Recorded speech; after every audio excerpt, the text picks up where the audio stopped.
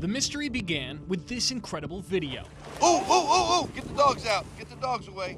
Watch as a massive sawfish bursts out of the water, almost as if it were attacking this person on the beach. Oh, he's right. Oh, slow. They've noticed this erratic behavior in fish. The fishing guides did back in November down around Big Pine Key.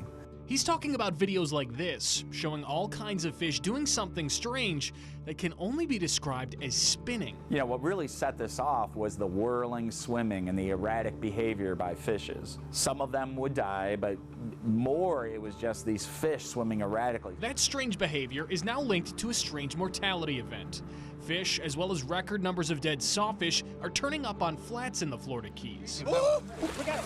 Oh, 21 of the endangered animals have died since December alone. He came to shore. It's a scientific mystery that has wildlife officials stumped. That's why they've turned to the best water quality experts out there, the ones working in our area. When we started hearing reports that people were seeing it and we started seeing the numbers, we said, you know, this is a little high. This is higher than we typically see it. But there's only so much you can learn from Southwest Florida. Paradise. It's just gorgeous down here. So we wanted to see where it all happened. This small private beach in the backyard of a house on Cudjoe Key. You've already seen Mary McCauley's dog Lewis in that video. She's seen the strange behavior firsthand. And this sword came out of the water and just went after Lewis. And Lewis jumped over the fence into the next yard. Oh! Get the dogs out. And then it just stayed here for about, I want to say 5 minutes. It was just flopping around and just, you know, it was the scariest looking thing I've ever seen, because that saw just came out of nowhere. Even after that incident, Mary explained the sawfish lingered, almost as if it was sick or disoriented. It seemed like there was something wrong with their brains. And it wasn't the first time she'd recently seen a fish behave that way. Well, my husband and I saw a giant stingray.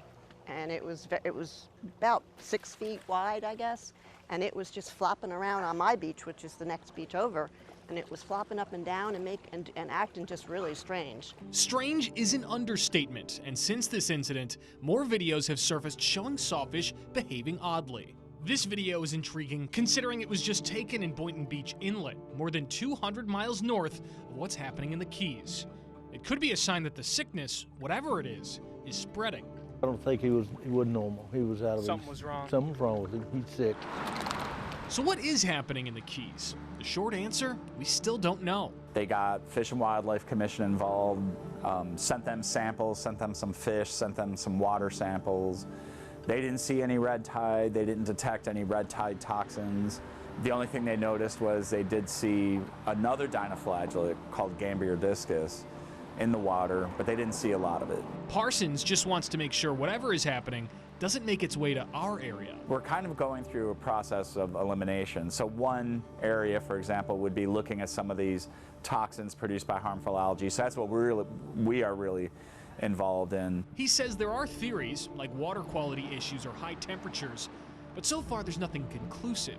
Other people are thinking maybe the really hot summer may have done something and tweaked the system a little bit, and that's what we're seeing now. It's almost like the butterfly effect. You had something happen there, and then one thing leads to another, and pretty soon we're seeing erratic behavior in fish. Regardless, even for lifelong residents, it's obvious that something is very wrong. They can't figure out what it is, or they won't tell you what it is.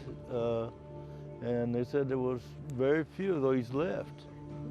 Maybe less than 200 in the Keys. And after we returned from our trip to the Keys yesterday, we found out about another development to this story. Legislators added an item to the state budget that would fund research into this mystery. Now, FWC is pushing to secure $2 million in state funds this budget cycle to determine the scale and scope of the death and disease event happening in the Keys right now. They'll get that money as long as Governor DeSantis signs it into the budget. Reporting in studio, Alex Howard, ABC 7.